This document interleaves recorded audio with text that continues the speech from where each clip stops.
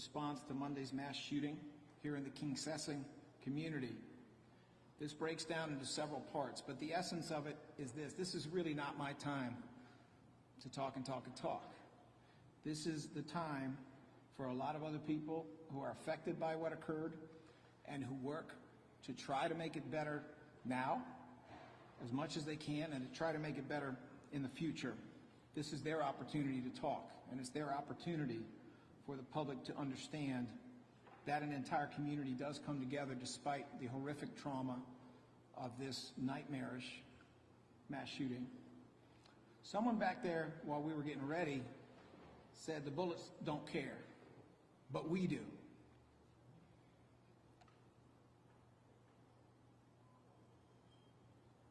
I'd say that's about right. The bullets don't care, but we do. And I know the rest of this city does, and I know the rest of this country does.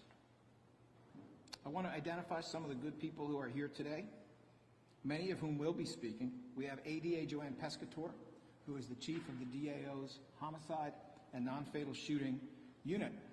We have the prosecutor specifically assigned to this case and assigned to the case from the beginning, and that is ADA Bob Wainwright of the DAO's Homicide Non-Fatal Shooting Unit. We have with us the Reverend Myra Maxwell, Director of the DAO's Victim Support Services Division, who has done incredible work with her team to try to reach out to so many different victims, survivors, co-survivors, and families affected by this tragedy. Reverend Maxwell is here with Shakina DeShazer, who is the Administrative Manager of the DAO's CARES Unit.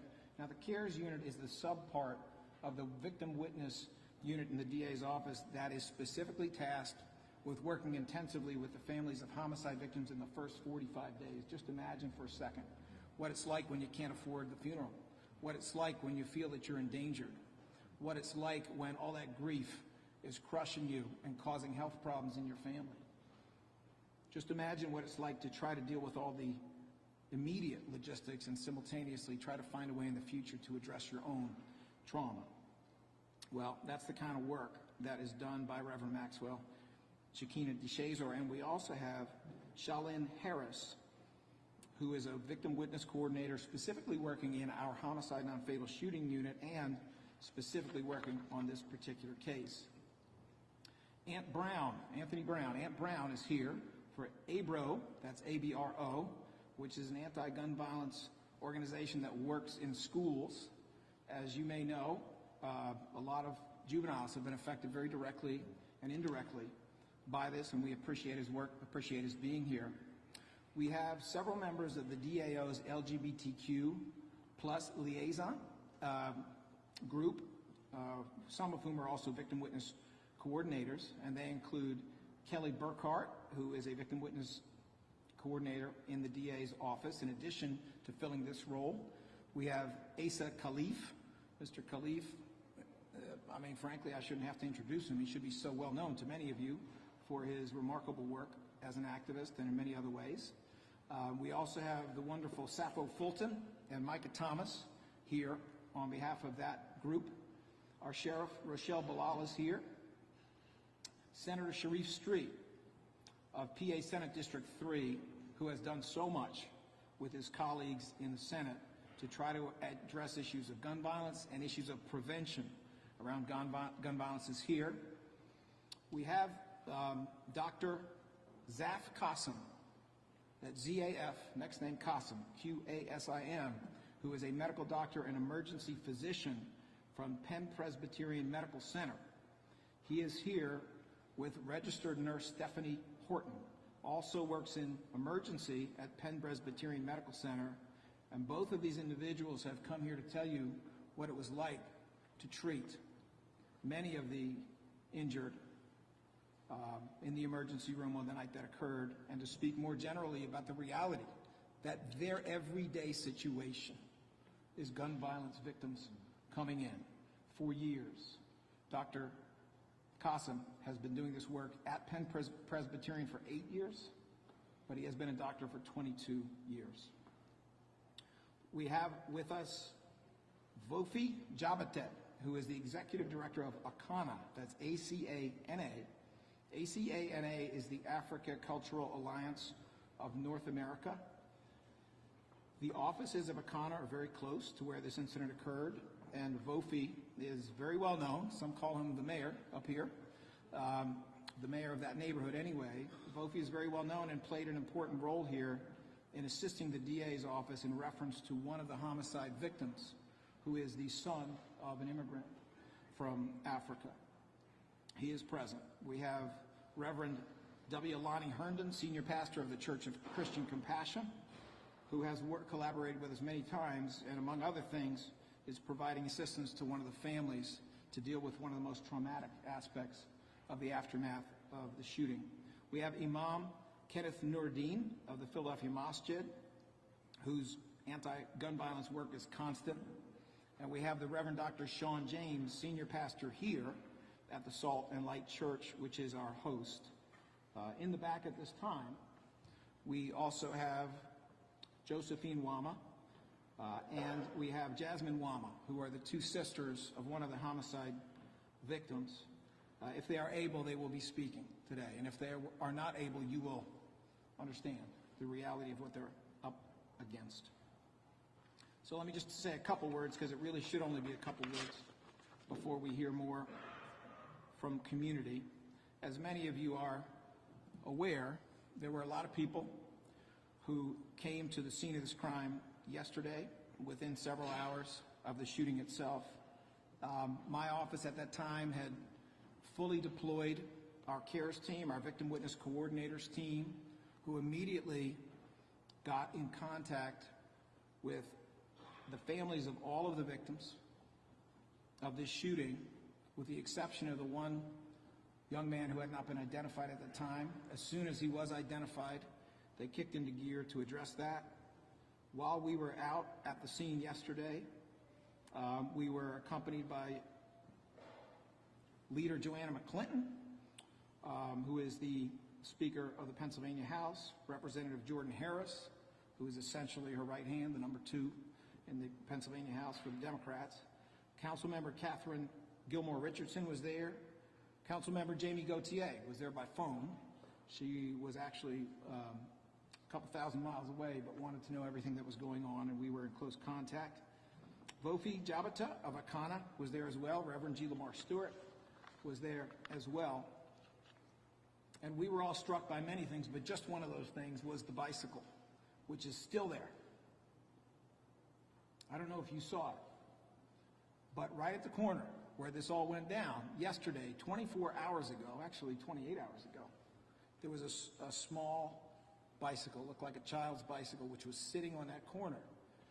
And we were informed by some people who were there that that bicycle was dropped by someone, I presume a child, during the shooting.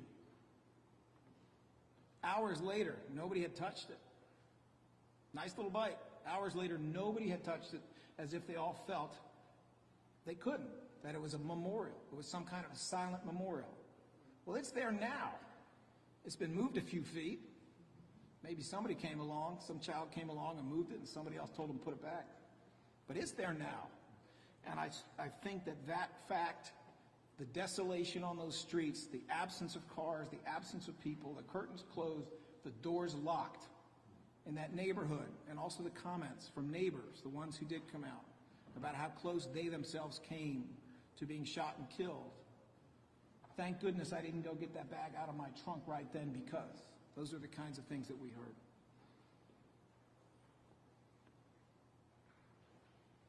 Obviously, this office is 100% committed to the vigorous prosecution of this mass killer, and we will do justice in court with this case. But it's not my time to keep talking. It's my time to call forward some people who have, in my opinion, very important things to say. It is my pleasure, my honor first, to call forward Zaf Qasim, MD, an emergency physician from Penn Presbyterian, as well as registered nurse Stephanie Horton, to speak as much as they wish and as little as they wish about their experience and their thoughts about this incident. Thank you, DA Krasner. My name is Zach Hassan. I am an emergency room physician and an ICU physician at Penn Presbyterian, and I'm here with my colleague, Stephanie Wharton, who's a registered nurse also in the emergency room at Penn Presbyterian. And certainly would like to start to thank the DA for the invitation to speak today. Also, our deepest condolences to everybody who was affected by the tragedy that happened on Monday night. The families in particular. Wanted to also thank the Philadelphia police officers who, whilst taking fire, were rapidly able to get the victims of this insanity that happened on Monday to Penn Presby in a very timely fashion. And we're also able to limit the additional loss of life on the scene by apprehending the suspect very quickly. And most importantly, I think I'd like to thank my colleagues who I'm representing here today, and Stephanie as well, who came together on that night with very little notice and were able to effectively and rapidly provide life-saving care to the victims who arrived. And some of the details are already made public to the press. I won't go into any further details on any specific patient. You know, this is really kind of a tragedy that we're here. We, as a team at Penn Presby, deal with gun violence not just on Monday night, but on an everyday basis. Especially over the last few years, we've seen a huge escalation in the amount of gun violence that we're seeing. It's not uncommon to see multiple victims who come in. Despite that, what happened on Monday was perhaps on a scale far above what we've seen before. From the degree of injury that we saw, from the style of weapon that was used, and the amount of damage. And remember, this isn't something that just affects the victims. As I said to the DA, the bullets really don't care. They don't care what faith you are, what party you belong to. They cause damage, not only to the victims, but to the families who we then have to go to talk to in the family rooms, and the wider community, as you saw, where the streets are now empty because people are scared to go out in the street. Let me hand it over to Nurse Horton. I just would like to echo what Dr. Kassem said about the families. It's just really hard to comfort them, and it really takes a toll on my colleagues.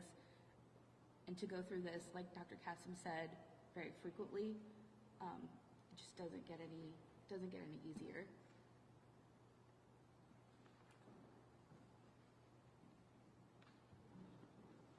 Thank you for that.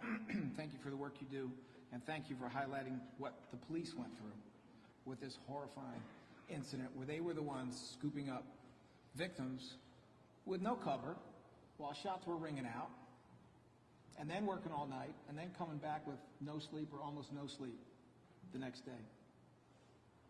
It is my pleasure now to call up Reverend Myra Maxwell, Director of the DO's Victim Support Services Division, with her team, and that includes Shakina DeShazor. I think Charlene Harris may actually be occupied. Oh, Charlene Harris is available? Okay. And Charlene Harris, if she is available as well.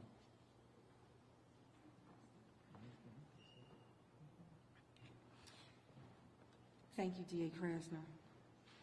First, I'd like to say on behalf of our Victim Support Services Division, we'd like to also offer our condolences to the family members who tragically had their loved ones taken from them through this incident, as well as those who are survivors of this horrible event that happened to us. I want to just kind of move past what Dr. Kassem said, that they're working at the hospital, but our CARES unit is actually following up in the immediate aftermath of a homicide tragedy.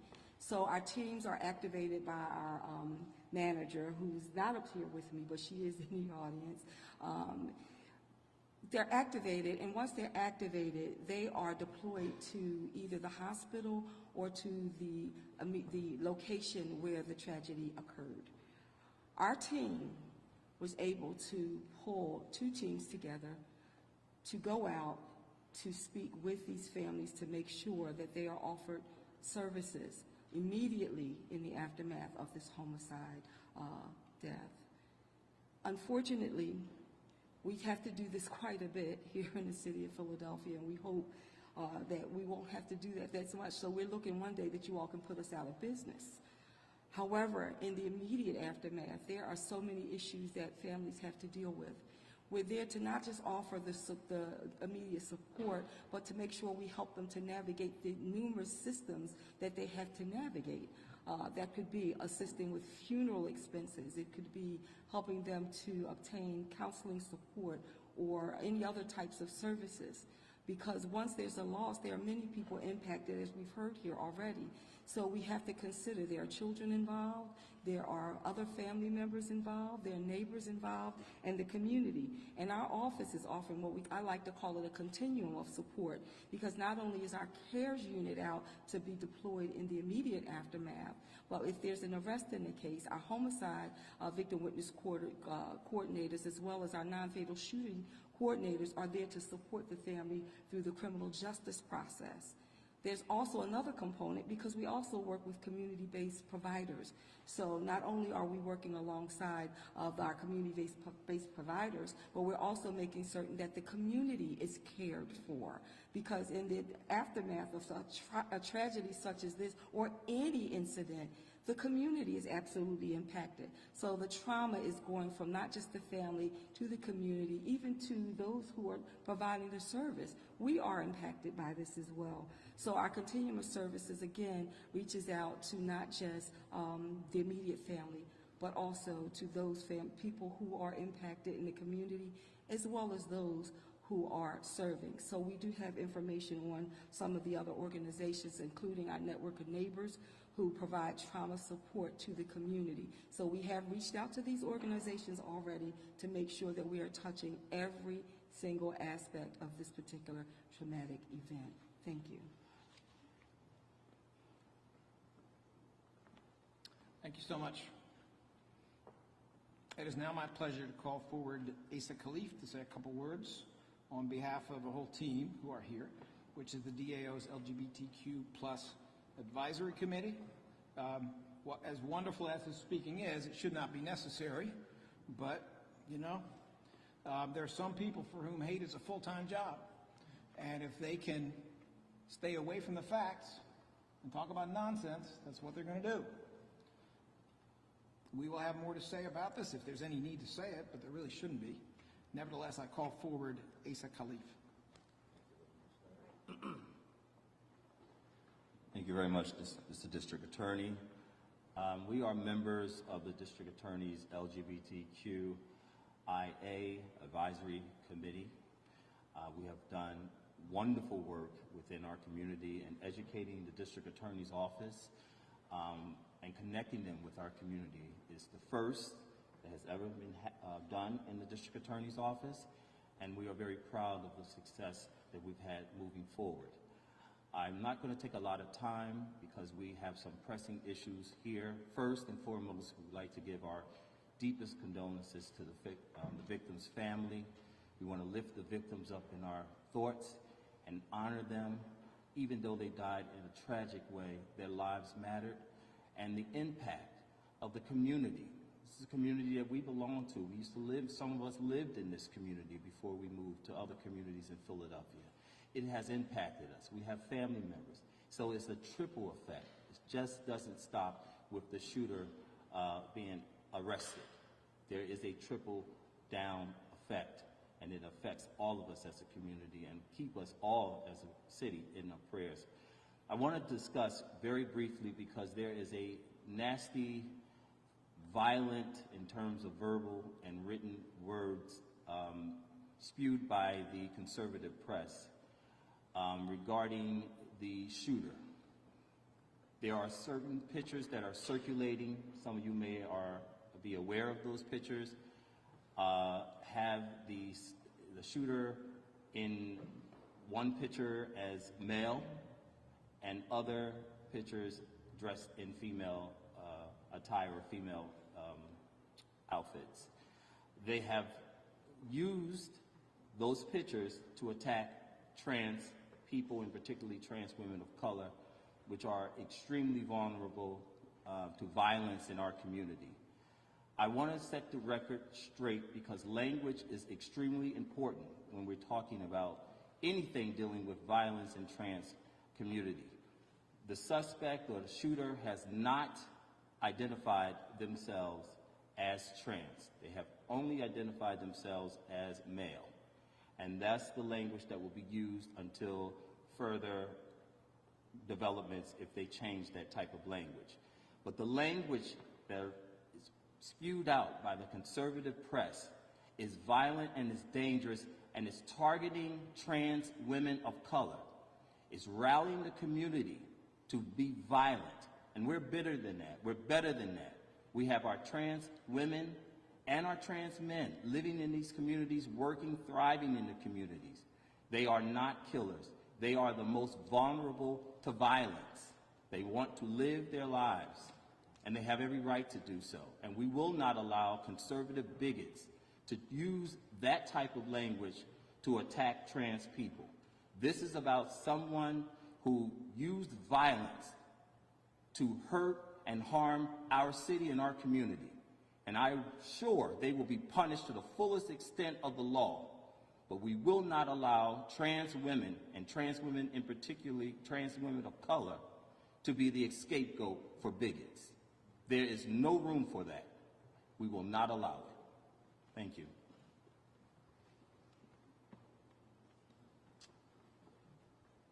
I want to make sure to point out that accompanying Mr. Khalif were Sappho Fulton, dressed in white. We also had Kelly Burkhart, who works in the DA's office, and we had Micah Thomas, who was standing to your right, my left. The next group I'm honored to call up are the Reverend Dr. Sean James, senior pastor here at the Salt and Light Church, our host, Reverend W. Lonnie Herndon, senior pastor at the Church of Christian Compassion, and Imam Kenneth Nuruddin, the resident imam at the Philadelphia Masjid. Southwest Philadelphia is a community of great pride. From a very popular Facebook group called I Grew Up in Southwest Philadelphia, to Tyrone Garland, who you'll remember one Sweet 16 took LaSalle to the Sweet 16 with a shot that was called the Southwest Philly Floater. People who live, work, and worship in Southwest Philly take great pride in this section of the city. So you can imagine the pain that exists in this neighborhood right now. A neighborhood that you might think is accustomed to gun violence, but the fact of the matter is this is something different. What is not different, however, is the response of the neighbors and the friends and the clergy, women and men of this community in this situation. And so I want to invite everyone this evening back here to Salt and Light. We will have our doors open the rest of the day, but tonight we'll be gathering at 7 p.m. for an interfaith citywide prayer vigil. We invite you all to come and to spend some time with us as we lament over this situation, as we gather around one another, and as we offer prayers. Let me also say this. We've been blessed at this church to have a robust mental health ministry. We have several individuals who are part of our staff who are either spiritual directors or a licensed therapist. And that is a ministry that is at no cost to anyone. You do not have to be a member of the church. And so if anyone finds themselves in a position right now where you need to talk to somebody, and we know this is an issue in the city of Philadelphia right now, I think the real issue that we are often missing in this situation is not the identity of the shooter, but rather the issues of mental health that exist in our city and how difficult it is for individuals to find the help that they need right now. And so if you or someone you love or a child that is in your care needs to talk to someone right now, the doors of the church are open, and we would love for you to bring that person by here that we can minister to them. Again, we are gathered under circumstances which are very acute. And when we have acute problems, all labels are put aside because humans are involved. And we see the response of the first responders, whether they're in law enforcement, criminal justice, or the health professionals. The job that they do is second to none, and it's very thorough. But I would like to speak to the community and remind us we are the second responders. meaning we have to come in and deal with the chronic conditions. So just as the first responders do their job well, they can only respond to acute issues. The chronic condition is something that all of us have to respond to, and we have to commit ourselves and dedicate our efforts in that capacity. Thank you. Again, our thoughts and prayers go towards the families affected by this terrible tragedy. I want to thank the DA's office always for having their finger on the pulse of bringing faith leaders and community leaders together to help our community heal. There's a great quote that says, "We do not heal in isolation, we heal in community." And tonight, join us at 7 p.m. as we spend some time walking this neighborhood, praying for this neighborhood, and helping this community to heal. Thank you.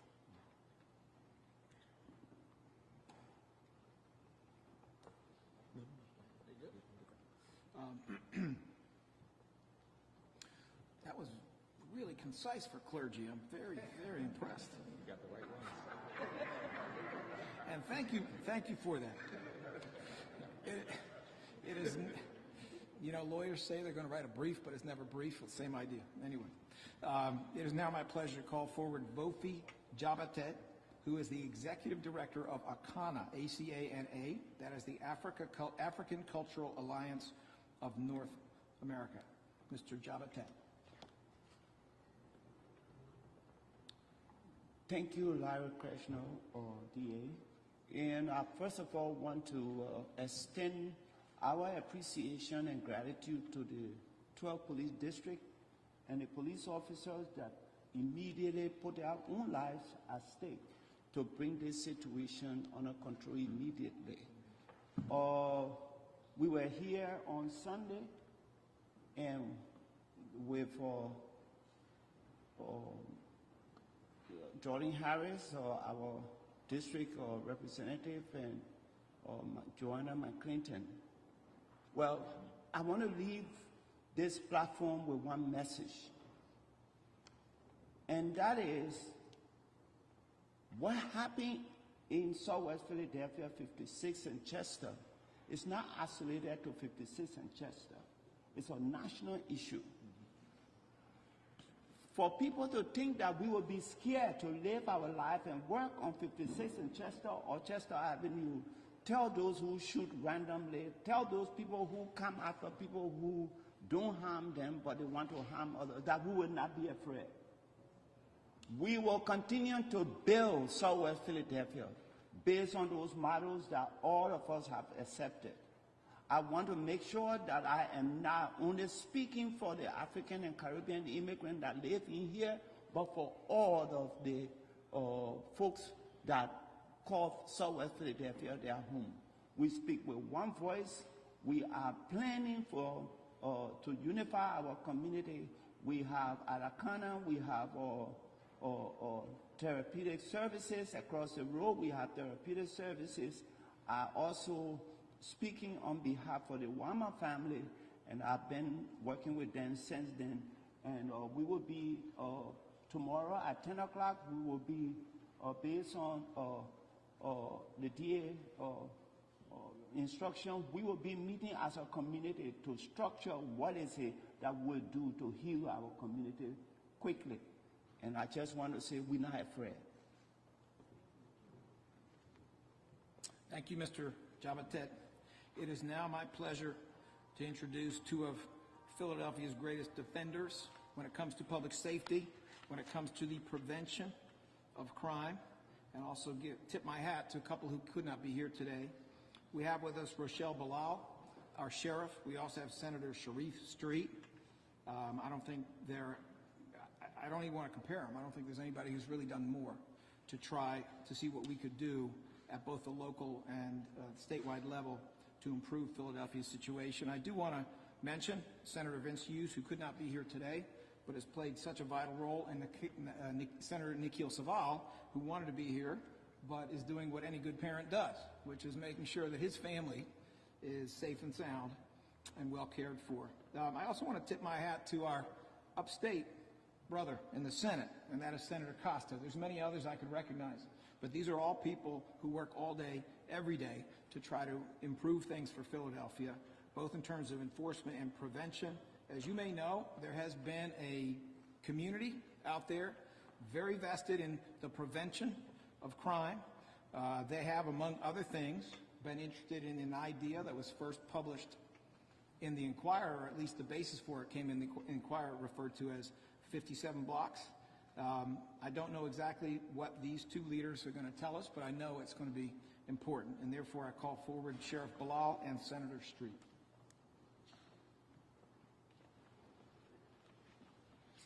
Good afternoon. On behalf of the Philadelphia Sheriff's Office, we give our sincere condolences to the families, the victims of this senseless mass murder. With that, we are even more concerned over disturbing messages found on the assailant's social media page. Let me congratulate those Philadelphia police officers and the Philadelphia Department, my colleagues, who did a superb job in making sure that assailtant was captured. We don't have to put a warrant out for that one. That one's in custody. And I want to thank them for the work that they've done. Let us use this opportunity to re-examine social media posts. We may see that mentions harming someone or suggest extreme activities. If you know this person or see a post that raises a red flag, you have to speak up and call the authorities immediately. This is our business, and we can't afford to stay silent. They are letting people know what they are about to do, and that is on all of us, to not sit silent when you see these type of posters that is threatening to harm us, harm our communities, harm our children, harm somebody in society. We have to take a part in this. As the investigation continues, we ask for the community's assistance to call and report suspicious activity, unlawful gun purchase, and anything that poses a threat to you and your family. We need your help.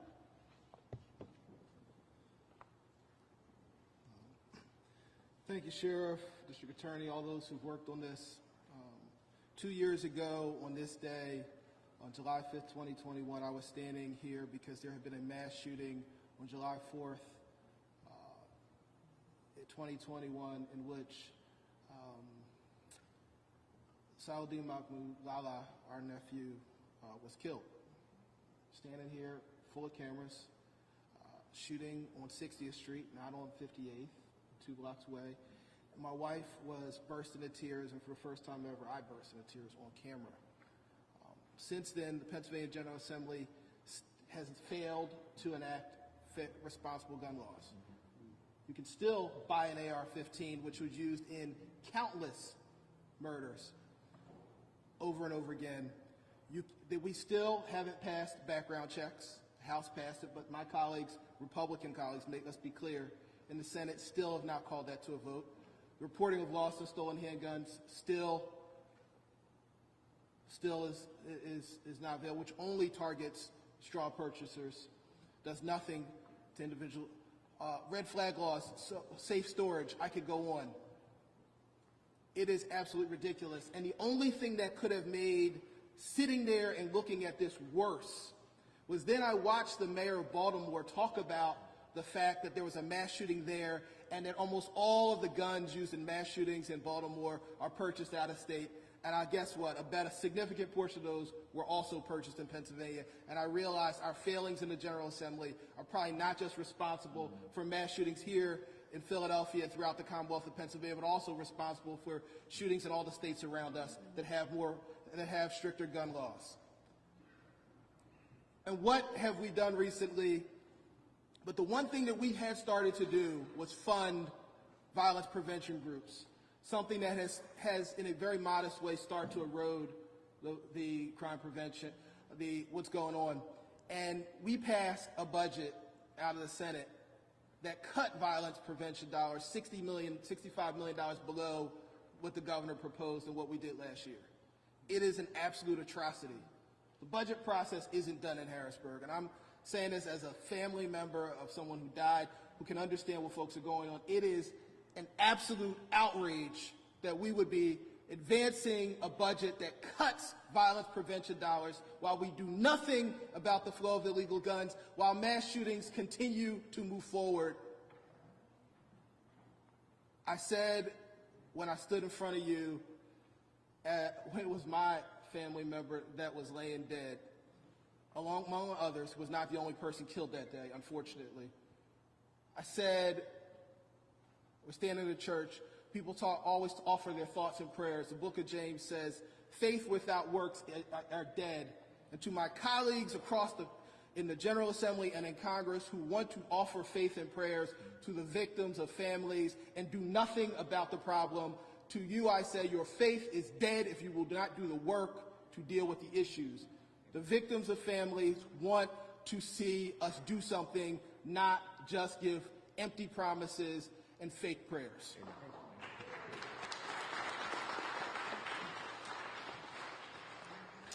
Thank you so much, Sheriff, and thank you for your passionate words, Senator Street.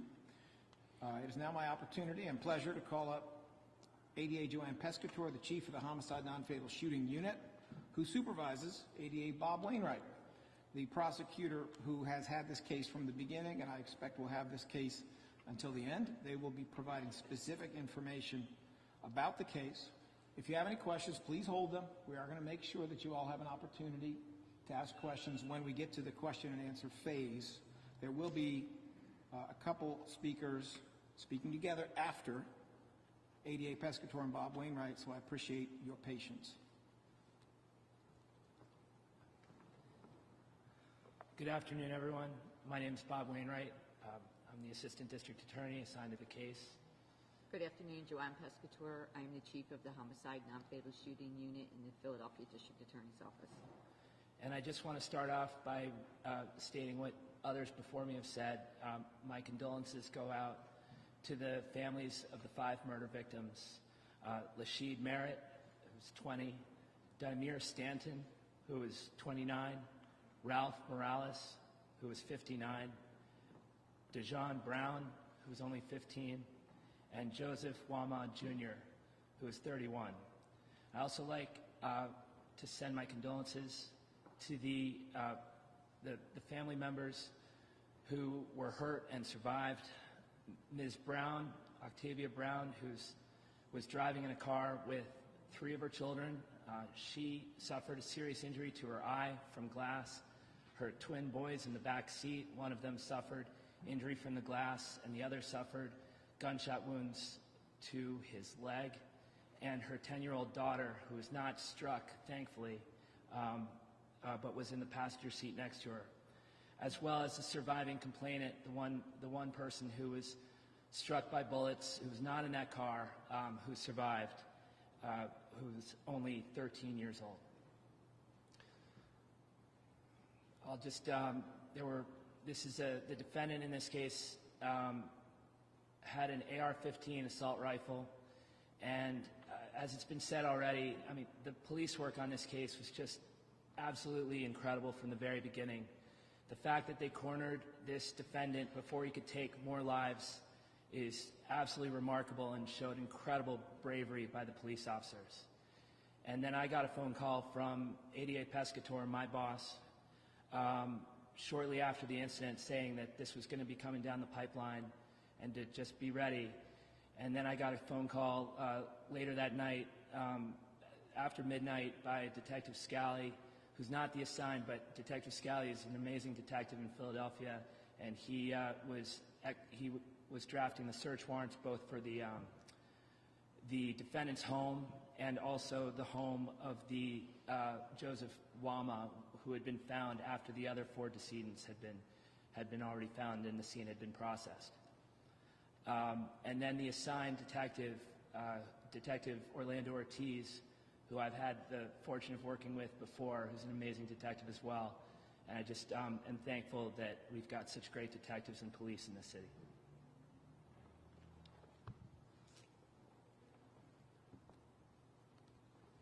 All right, thank you very much.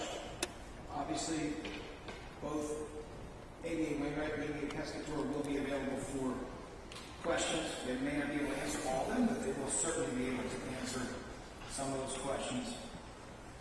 Finally, we have with us to speak together Josephine Lama and Jasmine Lama, who are the sisters of Joseph Lama, one of the murder victims in this case.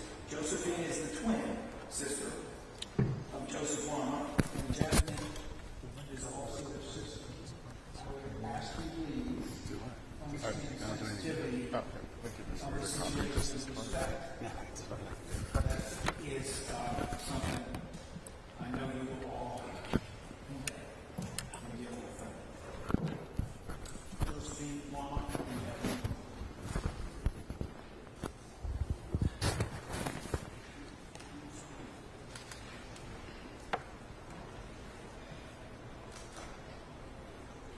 So, I just honestly still can't believe it's gone.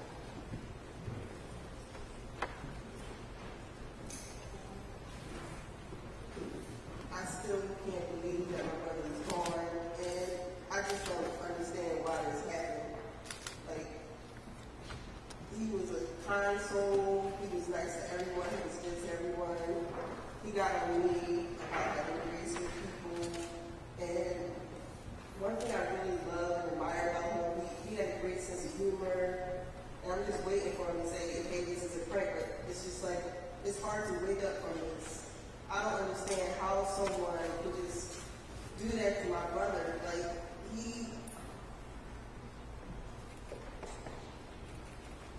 I really love him, and the fact that you did this to us, like, for your own agenda, for your own reason, it's just really pissing me off. It's really pissing me off, and I'm going to miss him a lot. He taught me a lot about myself. He was like a second father to me. I never wanted to tell anyone that, but he was like a second father to me. He was just getting on me about things I need to do, plans. He's like, you got to plan stuff and then just do it. So he was gorgeous inside and out. I'm going to miss that beautiful smile. I really am. He had the best hugs. And he took care of his family. He had the worst cooking. He tried his best, okay, but he put his passion into it. And I just feel like with his cooking, we still ate it because he tried, and it's just like he couldn't cook, but he could sketch his butt off. He can like draw you right now all in this room with just a pen or a pencil and a piece of paper and just draw every detail of your face. Like, it's just, he was very, very artistic, okay? When I say a lot of these famous painters, designers, he will be just past Van Gogh, I'm sorry. I got nothing on my brother. Like, I'm going to find his artwork and just share it to the world for him on his behalf. And I know that he will want me to do that, so I'm going to find his artwork, all his talents and gifts, and I'm going to share it to the world, and I want to make sure that I tribute it just to him, because if you see his sketches and everything, like, there's nobody else that can like draw him, and it was like so detail oriented, it was so passionate, it was so rooted and down to earth that it was just spiritual. You could feel all the energy, everything that he's saying in his body, you could feel it on top of the canvas. That's how deep it was, not just like, oh, I want to be an artist. Like, you could feel this man's emotions in every stroke of the paintbrush that he puts on the canvas. Like, And he loved Creed. He loved each and every 1, 2, and 3. That was his favorite movies. yeah, he was obsessed with Creed. Like, Pictures, he was an actor in Creed too. He's one of the extra actors, and it's just like, he even drew Michael B. Jordan. He drew him so well, and my Aunt Gloria, she came in the room and she cried because she felt that emotion that he felt when he painted that canvas. Like, that's a true artist right there. He was very smart. He had a degree in psychology from Chestnut Hill College. Like, he was just amazing. Like, a jerk sometimes to me. I'm waiting for him to get on my nerves. Like, I'm just not, like, here right now. Like, I'm just not understanding that he's gone. I'm just really pissed off. Like, why did you have to do this to my brother? You took him away. You took an angel away from us. Why don't you take yourself away? Jasmine, just... Why don't you just kill your fucking self? I had a nervous breakdown this morning. Should have shot yourself. Jasmine, just try to calm down. I know it's hard. I had nothing but anger. It's nothing but anger. I'm sorry.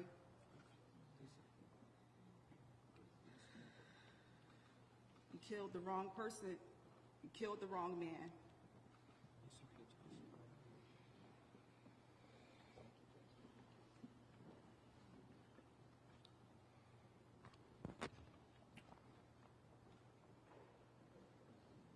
All right. Thank you so much for your comments. The first speaker was Josephine Wama, the twin sister of Joseph Wama Jr. The second was Jasmine Wama, also their sister. We are open to questions and answers here. Obviously, within bounds, this is an ongoing investigation. The topic is not everything else. The topic is what we have been discussing today. District Attorney, before that he told police somehow that he was trying to go up. Mr. Cole, first of all, I want you to know how much I respect you, the journalist. I really do. But if you don't mind, I would like to go from one side of the room to the other so we make sure that every journalist gets covered. We will, of course, give you your opportunity. Why don't I ask first to get this started? I will never cut off because that is what we usually do. Let's start on this side of the room. Are there any journalists who have questions?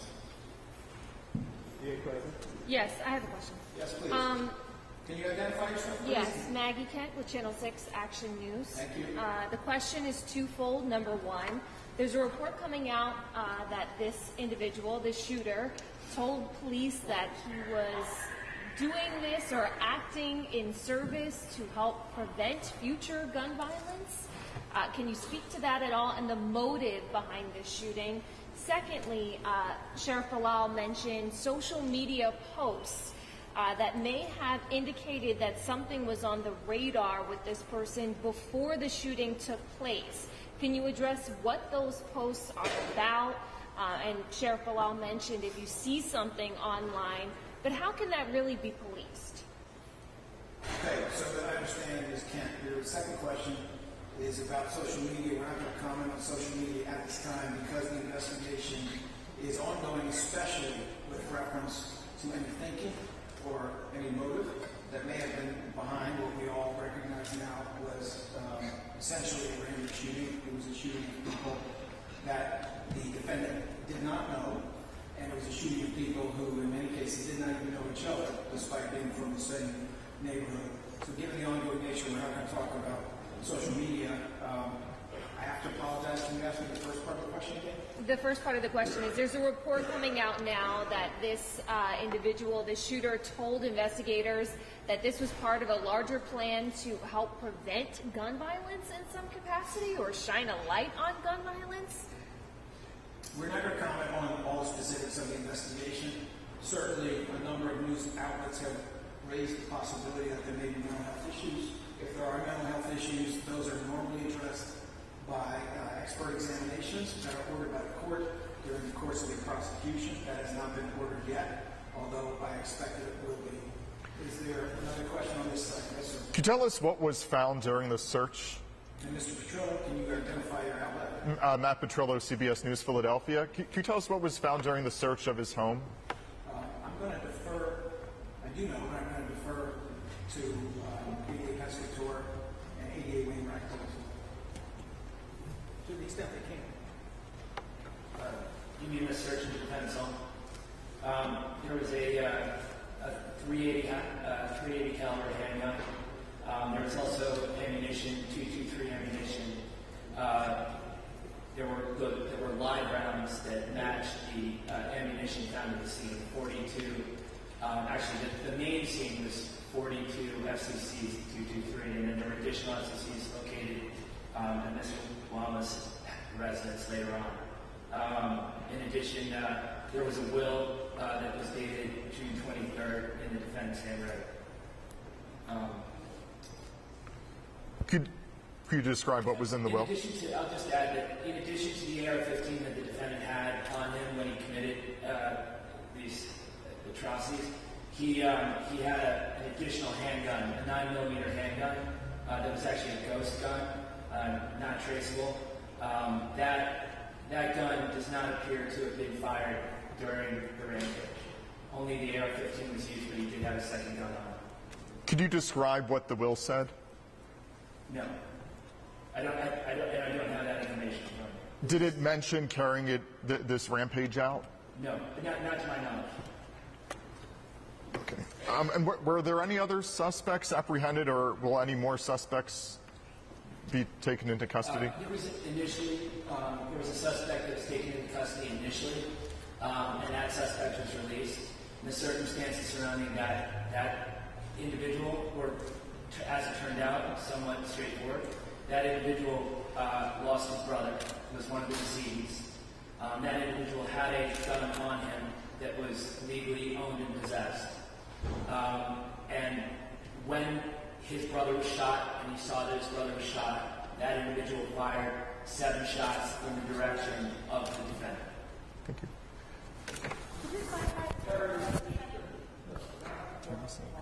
This mic for some reason.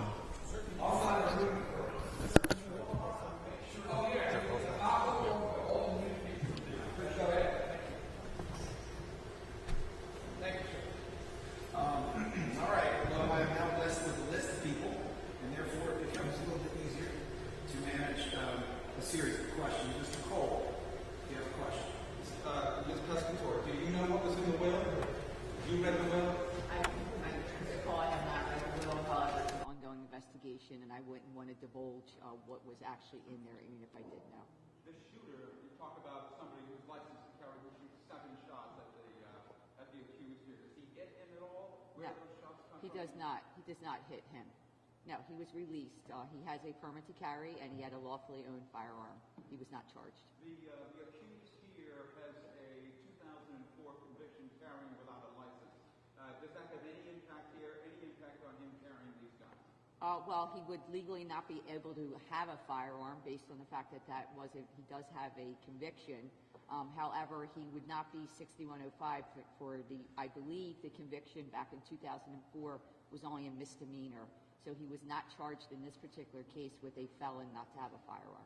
So he actually, while he's not licensed to carry, Right. that's his violation here. He's not, hadn't been licensed. He wouldn't be eligible to get a license to carry it based on his previous conviction for that case. What do you know about the AR-15? How long he had it, where it came from, where he got it? Mr. Wainwright might be able to answer that.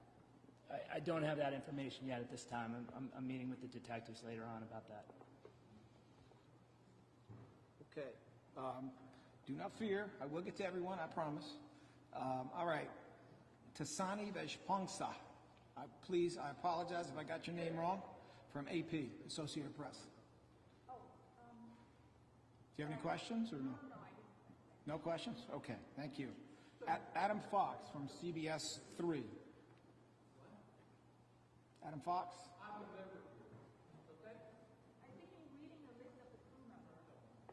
Oh, okay. Well, let me just make sure I don't miss anybody. If you don't have a question, just feel free to say no questions. Kenyatta Henderson, Fox 29. No questions. All right, thank you. Bruce Ryan, NBC 10. Okay, very good. Well, in that case, let us go to Rosemary Connors of NBC 10. My questions are for ADA Pescatore or ADA Wainwright. Can you speak at all to the motive in this case and perhaps any planning or premeditation that you may have discovered upon the search of his home or in your investigation thus far? I don't want to speak on any motive. However, I just want to echo what Sheriff Palau said. Obviously, this person, from witness statements and things that we now know about this investigation, was exhibiting abnormal behavior for quite a while in the fact that he was wearing this vest and had these guns inside of his house. So, like we say in a lot of other cases, if you see something, say something. There were other people living in that house that observed his behavior. I just think that maybe if somebody had called or gotten some kind of help for that particular person, this could have been avoided. What did they think was going on? When you say they observed this abnormal behavior, I guess it wasn't abnormal to them, but I believe they thought he was getting more and more agitated as the days were passing. And their way of dealing with it was just to avoid it and not interfere with him, even though they all lived in the same house. did they describe him as perhaps mentally unstable? No, nobody described him as such. It was just, that was the norm for him, wearing this vest and having guns in the house. But they all described that he was becoming more and more agitated over the last couple of days. So I just feel like, and I'm not blaming anybody, but if anybody out there has such a situation as this, maybe, just call somebody, call anonymously like the sheriff said, and maybe he could have gotten help before this became what it did. How many other people lived in the house? There were 7 other people living in the house.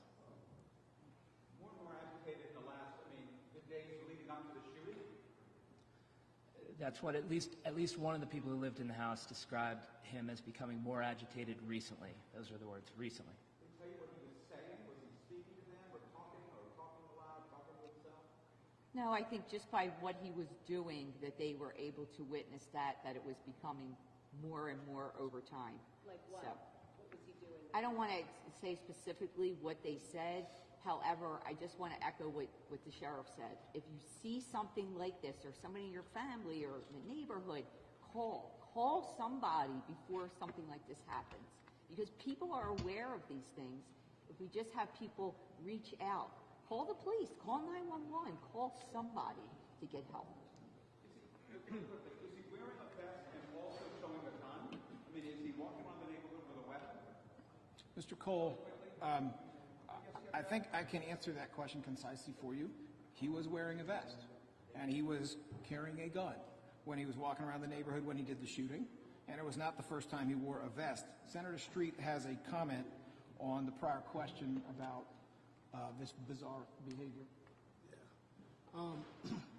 It is exactly because of things like this that we've been advancing the idea that you need to pass red flag laws. Red flag laws allow if there's a person who's adjudicated because of the right sets of aberrant behavior, a firearm to be removed from those individuals. And the reality is that almost everyone supports them, and I don't know anything about the facts that you don't know. But what I would say is that it is clear that the time for red flag laws has come, something the House has already passed, something that's before the Senate, we certainly should adopt. But Senator, no one called. What they're saying is no one called. The red flag laws are no good unless you're alerted to it. True, but had they called, part of why people don't call is we're limited in what can actually happen. And to call and say this person is acting in an aberrant way, and then they still keep the gun. Well, I live in North Philadelphia. People ain't calling unless they think there's going to be a result based on their calling. And so right now in Pennsylvania, we don't have all the tools that are in place that would incentivize people to want to make that call. Thank you, Senator. We have Eric Carbonara, Tom Upton of NBC National. Do you have any questions? I'll take that as a no. Let me see. Crishbel Mora, Telemundo. Hi.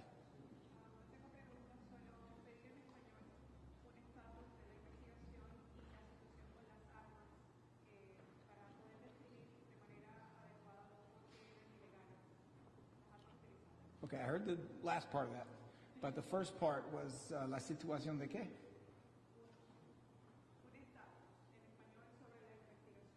Okay, el estatus.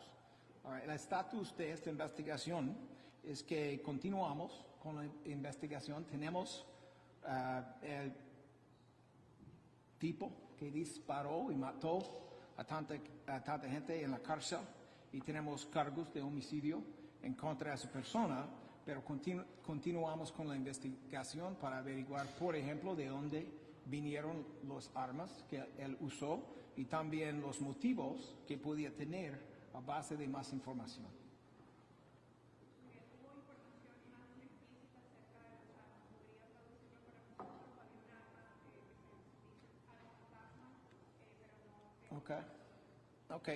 Sabemos que lo que usó el defendiente en este homicidio de mucha gente es que él tuvo un arma de asalto, se llaman en inglés AR-15 o AR-15, de ese estilo, y además de eso tuvo un arma de fantasma, o como dicen en inglés, a ghost gun, cuando estaba en las calles matando y disparando en contra de la gente. Okay, thank you. We have 3 people from CBS Network New York. They are Jim Zurich, Jack Norflus, and Luisa Gonzalez. Do you have any questions? No questions? Yes? Okay. What's your name, sir? Okay. Mr. Figueroa, what's your question?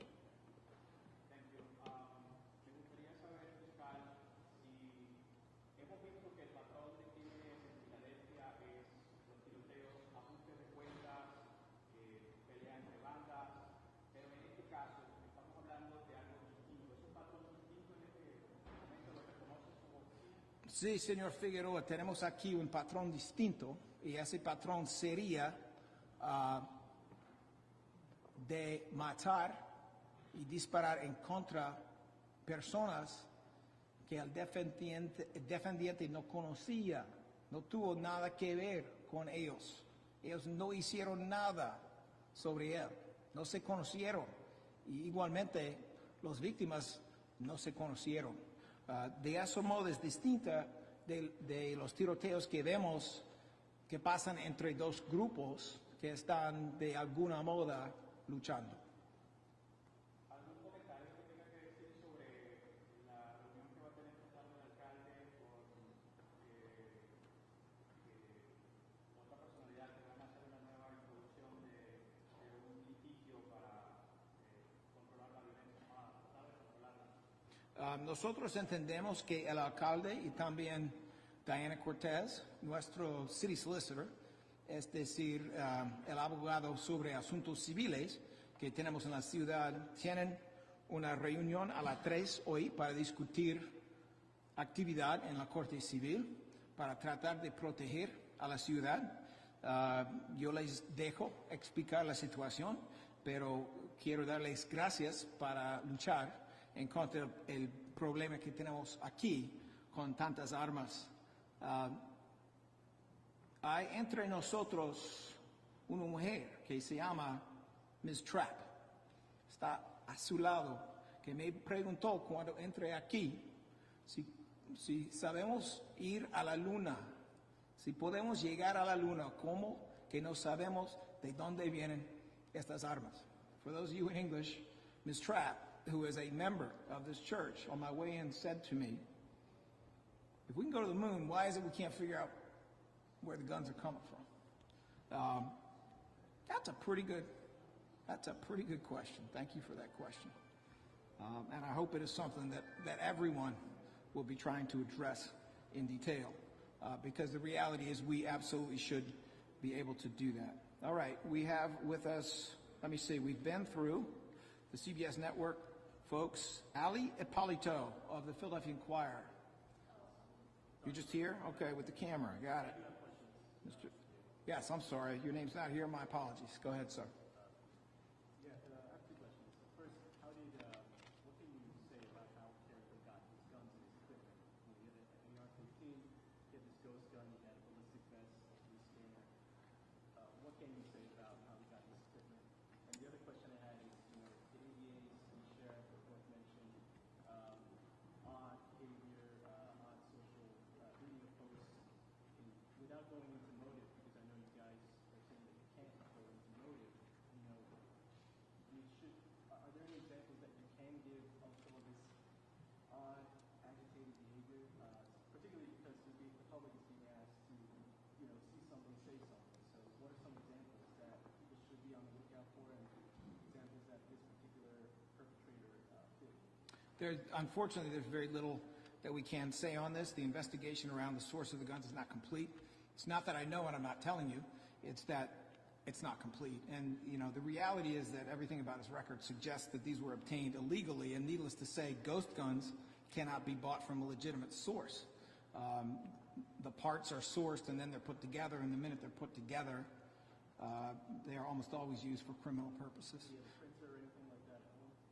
I'm not in a position to comment on that. I can inquire of Bob Wainwright, and I can inquire of Joanne Pescator in a moment. As for social media or reports about bizarre behavior, we're not prepared to get into that until we're confident that reports about the bizarre behavior are accurate and correct. But certainly there are reasons to be concerned that there was behavior here that, if we had proper gun laws in the state, might have created a pathway for people to make that report before it got to this point. I'm going to invite up ADA Pescator and ADA Wainwright to talk about the question of source of the guns and whether or not there was a 3D printer. Well, the source of the guns, as I mentioned earlier, I'm going to be following up with the detectives on that. I don't have that information at this time. In terms of what else was recovered from the home, I went through the few things that I know of, but again, this investigation and the search warrant was executed by the assigned detective along with other detectives, and we're going to go through everything that was recovered, in addition to the few things that I mentioned earlier that I know were recovered. But to your question about for the ghost gun, I don't know the answer to that. All right. Did I miss any other journalists? Scoop USA. Yes, sir.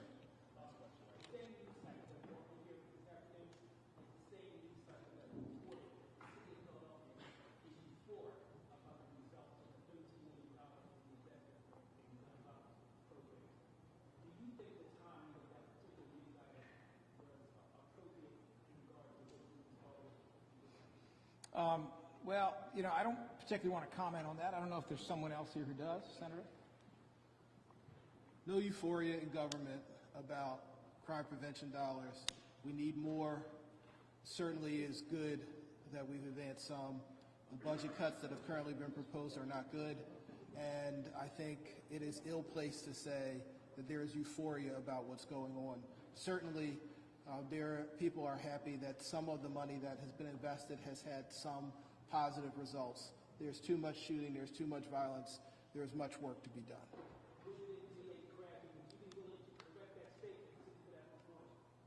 I'm sorry, would I be willing to correct what?